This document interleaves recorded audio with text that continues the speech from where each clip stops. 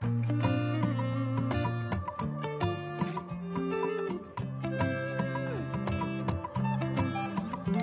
cette paisible fin de semaine, nous partons à la rencontre de Orphée Monekebe, une figure féminine de référence dans le domaine de la finance en Afrique de l'Ouest. Aujourd'hui, PDG de Gabriel Wealth Management, cabinet indépendant précurseur en matière de services de private banking et de multifamily office en Afrique subsaharienne francophone, basé dans la capitale ivoirienne. Fort d'une expérience de plus de 15 années sur les marchés financiers, dans la gestion de patrimoine et dans l'immobilier au sein d'institutions bancaires internationales, c'est sous son leadership que la société de gestion et d'intermédiation du groupe Société Générale est sacrée meilleure SGI de lui et moi en 2021 au BFM Awards. Au total, Orphée Monekebe compte à son actif plus de 1500 milliards de francs CFA de fonds levés pour les États de la zone UEMOA et plus de 50 milliards de francs CFA pour des entreprises. Ambitieuse, innovante et déterminée, elle s'engage avec son cabinet GWEM à accompagner les entreprises familiales et les fortunés en Afrique subsaharienne francophone et en Afrique en général afin de fructifier, sécuriser et pérenniser leur patrimoine. En fait, tu es PDG de GWEM, Gabriel Wealth Management, qui se positionne dans le private banking et le multifamily office. Est-ce qu'en termes simples, pour ceux qui nous regardent, tu peux nous expliquer ton activité? Alors, en termes beaucoup plus simples, je vais essayer de simplifier pour le maximum que je peux. Sur notre pôle de private banking, ce que nous faisons, c'est la gestion de fortune individuelle.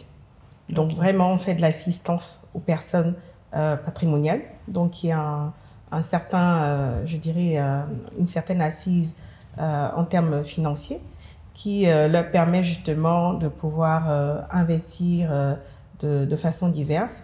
Et nous allons nous charger de les accompagner dans l'organisation de ces actifs-là, de leur patrimoine, donc avec une vision 360 degrés. L'idée étant de les aider en fait à mieux maîtriser en fait leurs investissements, leurs placements et assurer une meilleure rentabilité. Et surtout, nous mettons un point d'honneur sur la préservation de ces richesses-là et également sur la transmission, c'est-à-dire assurer la succession. Parce que pour nous, on est riche que quand on a la capacité de s'assurer que ces actifs sont pérennes. Très bien. Alors, est-ce que vous pensez réellement qu'une telle activité a sa place dans notre contexte? Oui, complètement. D'autant plus que Gabriel Wealth Management est dans sa 3e année d'existence et nous avons déjà pas mal de personnes, de clients, d'entreprises familiales qui nous ont fait confiance. Donc oui, nous répondons à un réel besoin et chaque jour qui passe, en fait, nous permet de confirmer en fait que dans l'environnement même global, je dirais en Afrique subsaharienne francophone, on a vraiment besoin de ces accompagnements-là. Aujourd'hui, pas mal de ces personnes-là sont obligées d'aller à l'étranger, en Occident, en Europe, aux États-Unis, pour recourir en fait à des gestionnaires de fortune ou à des gestionnaires de patrimoine. Donc, il est totalement pour nous important que nous puissions avoir une réponse locale.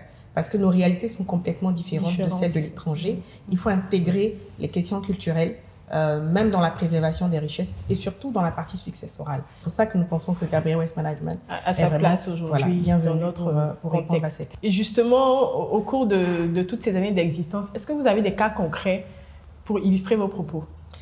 Alors, évidemment, nous sommes tenus par la confidentialité. Bien sûr. Mais ce que je peux vous dire, c'est que des cas qu'on retrouve en Occident, qui se retrouvent également ici, qu'on a pu constater en fait dans notre parcours, c'est qu'il y a des fois où, par exemple, on a des familles, et ce cas d'ailleurs sera abordé lors du forum, des familles où chaque enfant a décidé de vivre une passion différente, un métier différent de l'activité principale de l'entreprise familiale, ce qui peut s'entendre.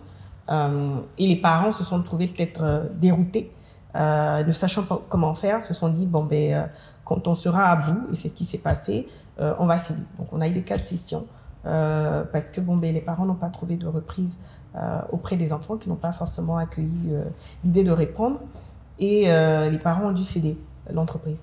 Alors qu'il existe la possibilité de céder ce qu'on peut appeler dans une transaction bien menée, un management buyout, ou simplement un accompagnement de certains managers clés du top management sur lesquels on compte, et qui peuvent continuer de porter la vision de l'entreprise, la stratégie qui a été menée depuis le départ. Ok, en fait, donc si je comprends bien à ce propos, l'entreprise serait toujours aux mains de la famille mais avec des managers dédiés, j'ai envie de dire, des managers dédiés qui sont désignés pour continuer en fait l'activité. Et à terme, c'est-à-dire que lorsque les fondateurs ne seront plus là, l'entreprise reste la propriété des enfants, même s'ils ont décidé de faire autre chose. Est-ce que c'est bien ça? Il y a deux cas.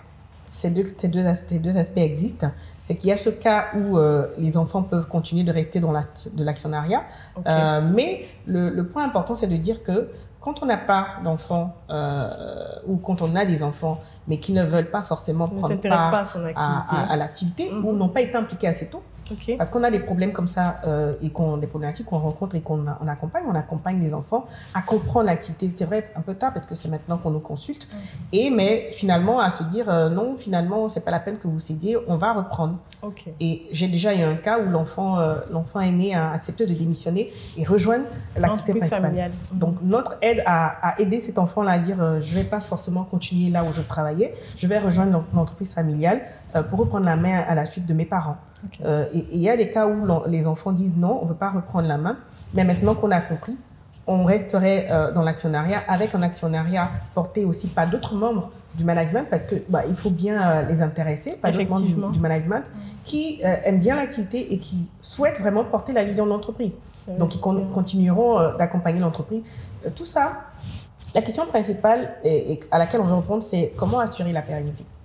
Ok, c'est l'objectif clé à terme. Comment assurer la pérennité? Comment est-ce qu'on n'éteint pas l'activité de l'entreprise? Comment est-ce qu'on n'éteint pas une histoire si belle qui a bien commencé? Voilà l'impression-là. Très bien. Alors, vous êtes à l'initiative, quand je dis vous, c'est bien entendu votre cabinet. Vous êtes à l'initiative du FIAGEF, qui est le Forum Interafrique du Family Business, de la gestion de fortune et du patrimoine. Ouais. À quoi devrait-on s'attendre pour ce forum et comment vous est venue l'idée justement de mettre en place un tel forum? Justement, pour rebondir à votre question précédente dans la suite et avant de parler du FIAGEF lui-même, je dirais que le fait qu'on lance ce forum aujourd'hui, il y a des instances clés qu'on a mis en place. Okay. On a mis en place un comité technique qui gère plusieurs aspects, mais il y a aussi l'instance des membres d'honneur. Qui sont cités dans le cadre du forum. Les membres d'honneur sont au nombre de 10, qui couvrent un peu divers pays dans la zone, que ce soit UMOA, Afrique de l'Ouest francophone et Afrique centrale francophone, et qui justement ont pour rôle de mentorat, un rôle tout simplement de mentorat, qui seront désignés pour accompagner ces entreprises-là dans leur gestion, dans leur gouvernance, leur donner les meilleurs moyens de faire. Et ces membres d'honneur sont forcément des exemples. Et pour vous dire, l'un des membres d'honneur, justement, est un exemple où le management a su continuer l'activité. Le forum est complètement aligné à la vision de Gabriel West Management, qui est vraiment de créer un écosystème de familles fortes, d'entrepreneurs fortunés qui font rayonner, en fait, je dirais, notre Afrique, nos économies. Et pour participer mieux à ce développement-là, il faut être non seulement conscient de ses richesses, de ses capacités, mais également conscient aussi des problématiques de nos économies. Nos économies locales ont un tissu complètement, je dirais, ou en majorité basé sur les PME. Et ces PME-là, c'est rien d'autre que nos entreprises familiales. Et comment les accompagner, comment les aider en fait à répondre en fait aux besoins de développement de nos pays. Alors, c'est de ça qui sera question dans le forum. Bien sûr. Et comment, en fait, vous vient l'idée de créer un tel forum? Parce qu'il y a déjà beaucoup de forums qui existent, qui s'adressent aux PME et justement à leurs problématiques de développement. Mais pourquoi, en fait, avoir pensé à créer ce forum maintenant? Oui, parce que si vous regardez bien, le Forum Interafrique du Family Business, la gestion de fortune et du patrimoine, répond à une classe de PME bien précise. C'est vraiment des entreprises familiales que nous accompagnons. Pourquoi? Parce qu'aujourd'hui, les statistiques le démontrent bien. Le passage, par exemple, générationnel entre première et deuxième génération réussit souvent. On n'est bien sûr pas à 100%. On est loin de là. Et deuxième, troisième génération, on n'en a presque pas. Et quelques rares cas de réussite qui nous emmènent vers un pourcentage de 0 et quelques %. Pour dire qu'on a vraiment besoin, en fait, de s'attarder non pas seulement sur les PME, mais sur les questions de PME familiales. Okay. Parce que quand la PME atteint un certain niveau de développement, il faut qu'elle sache passer entre la croissance initiale, faire le passage entre la croissance initiale et la maturité. Et c'est beaucoup à ce moment-là souvent que ça bloque, ou le passage entre une génération et une autre, parce que l'autre génération n'a pas été préparée. n'a pas été impliqué plus tôt, n'a pas été impliqué stratégiquement ou dans la vision. Et aujourd'hui, si on veut que nos économies se développent, il faut vraiment qu'on puisse avoir un forum, une plateforme qui permet de réunir ces acteurs-là et de pouvoir leur donner les moyens de répondre à leurs problématiques simplement. Donc, l'un des points clés de ce forum, si on veut retenir, c'est quand même cette notion de succession au niveau de la transmission du patrimoine. De pérennité des entreprises familiales. Des entreprises familiales. Donc, il passe naturellement par la transmission entre l'homme de main clé, j'ai envie de Exactement, dire, c'est ça. le premier qui a eu l'idée à la génération d'après, etc. C'est ça. Donc, on a bien compris que c'est quand même un positionnement assez important sous nos cieux, parce qu'on voit des entreprises aujourd'hui qui ont vraiment de belles performances, mais qui à terme disparaissent justement à cause de ces problèmes-là. Et nous sommes convaincus que c'est un forum qui sera bien accueilli sous nos cieux. Le slogan que tu as choisi pour cette première édition, c'est « Construire aujourd'hui, préserver demain ». Comment il sera traduit concrètement dans le forum en termes d'activité, en termes d'attraction? Oui, alors, construire aujourd'hui, c'est simplement donner les moyens à l'entreprise de se développer aujourd'hui dans son environnement en tenant compte des réalités locales. Il y a des entreprises qui se lancent par passion. Et d'ailleurs, il est mieux de se lancer par passion. Mais en se lançant par passion, elles ont souvent, je parlerai plutôt des fondateurs, ils ont souvent tendance en fait à oublier ou à écarter un peu la réalité du terrain, de l'écosystème. Et il faudrait en fait les aider. Parce que quand on rentre dans un système qu'on ne connaît pas, qu'on ne maîtrise pas assez, on rentre avec juste sa fougue et sa passion, et qu'on rencontre ce type de problématique-là, on pourrait être amené en fait à déposer les clés. Et c'est ce qui arrive bien souvent. Et il faut les aider, il faut leur donner les moyens de se développer aujourd'hui. Et derrière, il y a aussi la partie de l'accompagnement gouvernemental. Parce que si on n'a pas une capacité à remonter leurs réels besoins, il sera impossible pour nos autorités de les accompagner.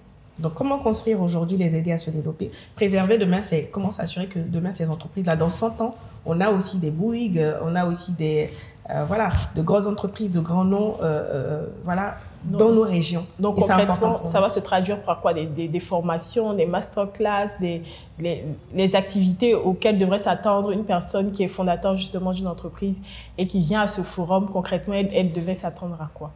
Le forum va consister en plusieurs panels. Donc, il y aura des panels en plénière. Il y aura aussi des tables rondes, des masterclass autour des sujets non seulement de développement, de croissance, mais également de gestion de patrimoine. C'est aussi le forum de la gestion de patrimoine, la gestion de fortune. Donc, comment constituer un patrimoine, comment le développer, c'est beaucoup plus pour ces personnes-là. Comment développer son patrimoine, comment assurer par derrière sa succession. Et également les clés pour nos gouvernants pour mieux accompagner ces secteurs-là. Donc, comment prendre en main et en charge ces entreprises familiales. Est-ce que toutes les PME sont attendues, qu'elles soient petites ou grandes? Est-ce que toutes les PME ont leur place justement à ce forum? Oui, toutes les PME, je dirais tout ce que nous appelons entreprises familiales ont leur place dans ce forum. C'est vrai que nous avons des critères et c'est le comité technique qui s'en charge. Et donc, il y aura bien sûr des critères qui vont permettre de sélectionner les participants. Mais quand on parle de la cible, on parle bien sûr de toutes les PME familiales. Mais je n'aime pas forcément m'attarder sur les PME seulement, mais les grandes entreprises familiales également. Parce que les grandes entreprises familiales, forcément, elles vont se heurter ou rencontrer la problématique du passage transgénérationnel. De la succession, effectivement. Est-ce que vous pensez réellement que le forum que vous organisez peut faire une différence dans la dynamique économique en Afrique? Parce qu'on parle de forum interafricain. C'est vrai qu'il a lieu à Abidjan, mais il n'est pas forcément dédié aux entreprises ivoiriennes. Est-ce que vous pensez vraiment, en regardant l'économie en Afrique de façon générale, avec tous les changements qui ont cours, comment vous voyez l'impact ou l'influence de ce forum? Alors, il faut dire que le Forum Interafrique, il concerne toute l'Afrique. Et on met vraiment, on a un spotlight, je dirais, sur l'Afrique subsaharienne francophone. Donc, tout ce qui est Afrique de l'Ouest et Afrique centrale francophone. Pourquoi? Parce que quand on étudie un peu ces zones-là, on a des économies qui se ressemblent plus ou moins et qui ressortent finalement les mêmes problématiques. On a les mêmes problématiques de personnes en fait qui développent des activités intéressantes, des activités souvent stratégiques pour l'économie, qui se rendent pas tout le temps compte de leur apport sur l'économie et vice versa, c'est-à-dire que même les dirigeants ou les gouvernants n'ont pas souvent en fait la capacité de mieux accompagner, quand bien même ils savent très bien évidemment quels sont les secteurs stratégiques, quelle est la vision stratégique de façon générale pour l'économie et comment aussi allier en fait, comment impliquer les différents acteurs. Donc l'idée c'est vraiment de répondre à ces problématiques de façon générale, de façon globale, autant pour l'Afrique de l'Ouest que pour l'Afrique centrale, en tout cas pour je dirais pour toute cette partie subsaharienne francophone, et surtout que c'est vrai que la première édition se passe ici à Abidjan, mais l'édition de 2026 se tiendra en Afrique centrale. Le pays, bien sûr, sera annoncé à la fin au cocktail de clôture de la première édition du forum.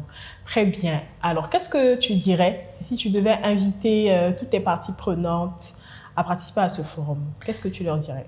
Alors, je dirais que c'est le forum de l'Afrique. C'est le forum qui construira nos économies. C'est le forum qui nous permettra de préserver demain, simplement. Et j'invite vraiment tous les partenaires financiers, j'invite tous les partenaires, tous les acteurs du secteur privé, entreprises familiales surtout, toutes ces personnes-là qui se sentent un besoin de se voir accompagner pour la préservation de leurs richesses, pour un développement encore plus grand de leurs avoirs, dont je m'adresse aux personnes fortunées, aux patrimoniaux, qui aimeraient vraiment savoir comment gérer un patrimoine, comment se faire accompagner et surtout aussi, aujourd'hui, une question qui est importante à laquelle nous répondrons lors de ce forum, c'est comment créer un family business, un family office. Le family business, c'est vrai, c'est l'entreprise familiale, mais très très peu, il se compte vraiment du bout des doigts, le family office existe en Afrique subsaharienne francophone. On ne pourrait pas mieux terminer. Merci Orphée pour cet éclairage autour de ton événement. Nous sommes convaincus que davantage de personnes, après avoir visionné cet échange, se sentiront concernées par la problématique dont tu parles, dont tu te fais la voix. C'est vrai que ce n'est pas une activité très développée en Afrique, mais nous vous invitons à participer à ce forum justement pour en savoir plus sur la gestion du patrimoine, sur le family office, sur le family business et comment avec vos entreprises, qu'elles soient petites ou grandes, vous pourrez bâtir des champions nationaux qui seront véritablement traverser les générations.